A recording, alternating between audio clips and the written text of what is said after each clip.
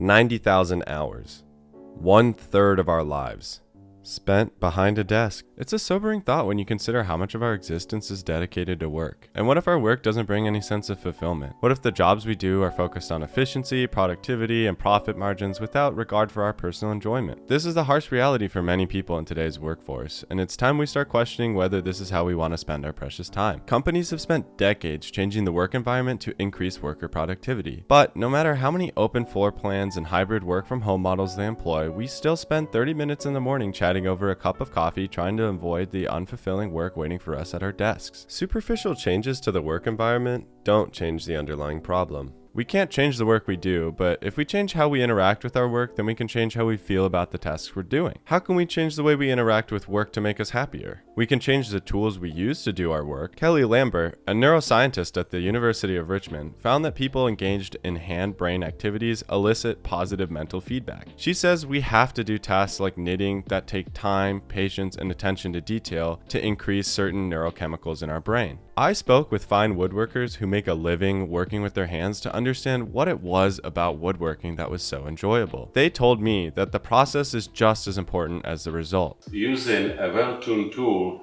it's such a pleasure and it makes me happy. It feels like an extension of my body. There's something else about woodworking that gives them enjoyment, a sense of accomplishment, that they had done something the hard way and had something to show for it.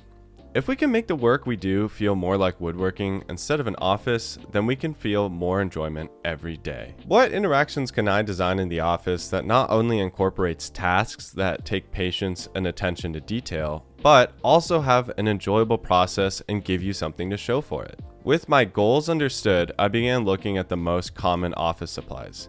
Staplers, hole punches, pencils, scissors, tape dispensers. I then looked for more careers that require hand-brain engagement and was taken to Japan, a culture still immersed in traditional craft. Leatherwork, pottery, calligraphy, woodworking, forging. Once I understood the different jobs, their tools, and interactions, I started to brainstorm by taking the analog motion of traditional tools and deconstructing the essence of tasks that office supplies were trying to perform, and found common ground between the two categories of tools. Spitballing, I thought of a hole punch that I could use like a hand plane to punch evenly spaced holes, or a pair of scissors that utilize a sawing motion to cut through paper, but they didn't fit the goal of the project well enough. There wasn't an enjoyable process with attention to detail. I finally decided on 3 tools: the stapler, the eraser, and the tape dispenser. Deconstructing the stapler, the core principle of a stapler is to attach paper together. I thought about how paper was originally joined and found it was bonded with twine. Bookbinding is a complex skill just to learn to staple paper together, so I looked to related craft. Leatherwork, at its core, is attaching sheets of leather together, and it also is done with twine, but in some cases it's done with a punch, hammer, and a rivet.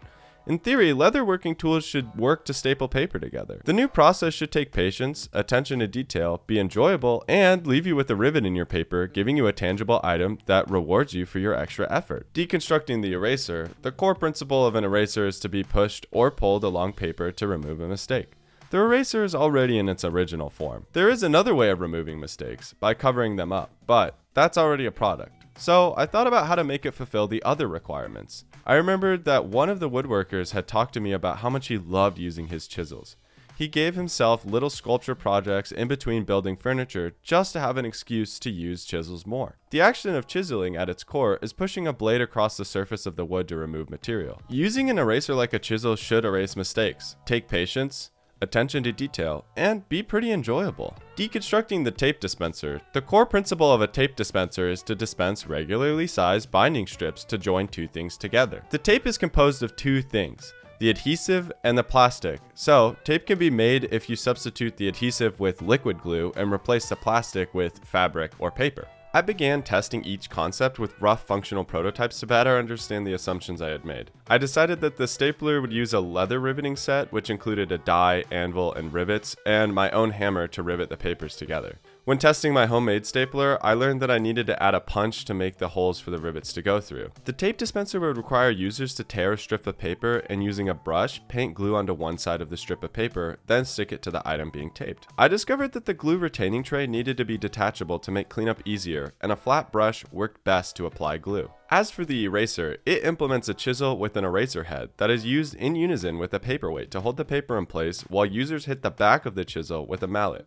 I learned that the paperweight was not sufficient to hold the paper in place when chiseling, and I needed to design a way of clamping the paper. Through the testing process, I also collected valuable feedback from testers. They pointed out that their desks did not have enough space to store all the tools and requested a more efficient storage solution. But most importantly, I had validation that the tools were fun to use. It was kind of fun. I enjoyed the hammer part. Let's go! Yeah! It's definitely like more interesting than just using a normal eraser. That was much more enjoyable than a stapler, I will say.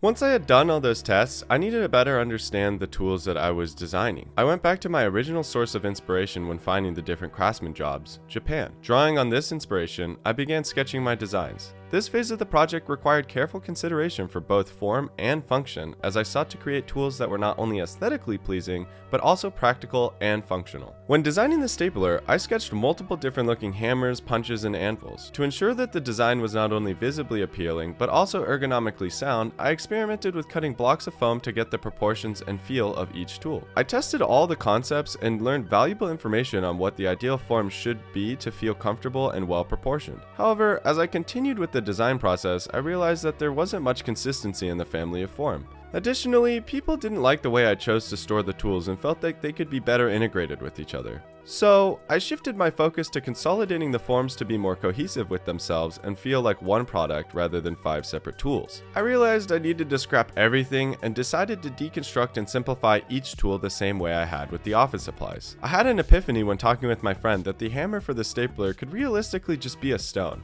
I felt like the direction of the stone was more interesting and unexpected, bringing excitement to using the tool since the users wouldn't be able to understand how to use the tool until taught. This would also help the tools to feel more sculptural on the desk and pleasing for office workers to have in front of them when not in use. So, starting with the stapler again, I drew sketches around stones, thinking about how I could keep all the items nested together to take up less space on the desk.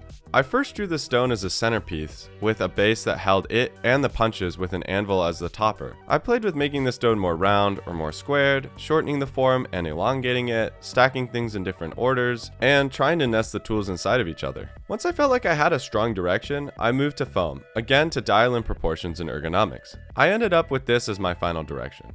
A base that can be used as an anvil, a container to hold the rivets, a lid for the container that the hammer can sit on, a vertical hammer that worked akin to a stamp, and in the back of the hammer, a hole for the punch and die to sit in. I originally thought I needed both a punch and a die, but thinking it through, realized I just needed a punch attachment to fit on the end of the die, and then the sharp punch tip could be removed, and the rest could be used as a die. I gave the prototypes to my friends to see how they felt about it. Aside from the form, they said that having the lid for the container was a wasted component, and that the lid should be the anvil. When starting to redesign the tape dispenser, I had gotten more feedback about how if I kept the glue reservoir open, then people would not only have to clean the dish every time, which was poor design, but on top of that, users would need to keep a bottle of glue at their desk to refill the tray every time, something I did not want. So I decided that my tools must include a glue pot with a lid to prevent glue from drying out. With that decided, I began to draw concepts around the stone theme and found that the stone made the most sense as a pedestal for the glue reservoir. I sketched concepts where the brush was laid on a large base to give the tool a sense of movement, but following the lead of the stapler, found that the most efficient use of space was to nest and stack as much as I could. So I moved to foam prototypes again. My final direction included a glue pot with a lid that had a built-in brush, which I had seen on many adhesive bottles before. I didn't want the lid to be too complex, so I decided that it would have a press-fit seal using cork. The roll of paper would be housed in the base that was roughly in the shape of a stone. When testing with my friends, they said that the set felt too small. The pot didn't seem like it would hold much glue, and the lid was uncomfortable to hold due to it being so small. The stone base didn't feel well designed with the paper coming out of a random slit on the side. I tried printing a larger stone so the paper would come out more subtly, but still found that the form was uninspiring. Finally, I started to design the eraser. I only focused on the mallet and chisel to begin with because the clamp was too complex. I really wanted the mallet to stay more or less riverstone shaped because I thought that the weight would feel really nice in the hand. So I began thinking about how the chisel would work with that shape. At first, I thought maybe the chisel could also be a stone and stack on top, but I didn't like that the eraser was exposed. After finding a key source of inspiration, these ceramic stone vases, I started to think about having the eraser sit inside the stone like the blade of a sword. Thinking of the eraser as a blade made me think of the chisel as a hilt, so I took inspiration from a sword guard and flared the end of the chisel slightly. I was very excited to move to the foam prototyping to see how the stone mallet would feel. It was harder than I thought to make the stone form feel comfortable and controlled in the hand. The chisel worked amazingly though, and the detail of the flare nestled comfortably in the hand. When testing with friends, everyone chose to use the stone differently and was unsure how to hold it best. I realized that the stone was too organic and needed to be designed so it could be better controlled and ergonomic. With my new direction, I looked for form inspiration, not constraining myself to tools. I found 3 key sources of inspiration for each tool. For the stapler, a ceramic container that had an interesting transition from squircle to circle. The squared corners of the squircle would work well as the handle of the hammer, giving good registration for users' hands, and the transition to circle would work well to guide users' eyes to the hole in the back where the punch was stored. For the tape dispenser, a set of vases that looked perfect for elegantly holding a roll of paper, with their undercut bottoms reducing visual weight and sweeping tops guiding viewers' eyes up the form. For the eraser, a simple ginkgo leaf with its beautiful fanning shape that would help to accentuate the subtle flare I had already built into the chisel. With my new inspiration, I sketched final directions that I could CAD up and print. For the stapler, I took the old anvil design that I had made for the first set of tools and turned it into a container that had a lid on top that acted as the anvil. The hammer had a large metal head that led into a squircle handle to a small collar in the top where the punches and dies were held. The eraser had a simplified stone as the mallet that resembled a curling stone so that it could have the same heft I wanted but have less confusion on how to hold it. The tape dispenser had the vase bottom and a large cylindrical glue pot. Once in CAD, I found that the glue pot could use design language from the stapler's hammer and mimic the squircle taper. As for the base, it still had the problem that the slot from the paper felt like an afterthought and the base was too small, so I decided to thicken the form and make a flat section for the paper to come out of. Once printed, many problems were apparent. The eraser base was too square and didn't fit with the rounded stone. The stone was much too large and hard to hold. And the chisel handle should have the same squircle design language as the other two. The stapler base was also too square, and the raised container didn't match with the family of tools or have any purpose. The tape dispenser base now was too large, and the lid was very sharp and uncomfortable to hold. I spent weeks printing new models, testing with classmates, and changing little things until every model felt not only aesthetically cohesive but well considered functionally. The biggest change was made to the clamp for the eraser, which I intended to fit in the base. Since the form of the base had changed so much, my original method of clamping, which involved a lever being flipped to quickly apply pressure, no longer worked within the small confines of the more vase-like form. So I brainstormed new methods of clamping with a friend, and took inspiration from hand planes and their methods of holding the blade in place. A wedge. Other large changes included rotating the hammer of the stapler 180 degrees so that when lifting the hammer, the die and the punch were revealed the same way that the eraser and chisel was and the brush inside the glue pot was. The lid for the glue pot also became much thicker for better grip and control. And with that, I had my final designs and it was time to make them. The wood I chose to use was African rosewood that I had CNC milled. Parts still needed hand milling and sanding in order to have all of them fit together. The metal was 3D printed out of stainless steel, which did not have tight tolerances, so also required some handwork as well as needing to be flame blackened. And here's how they turned out.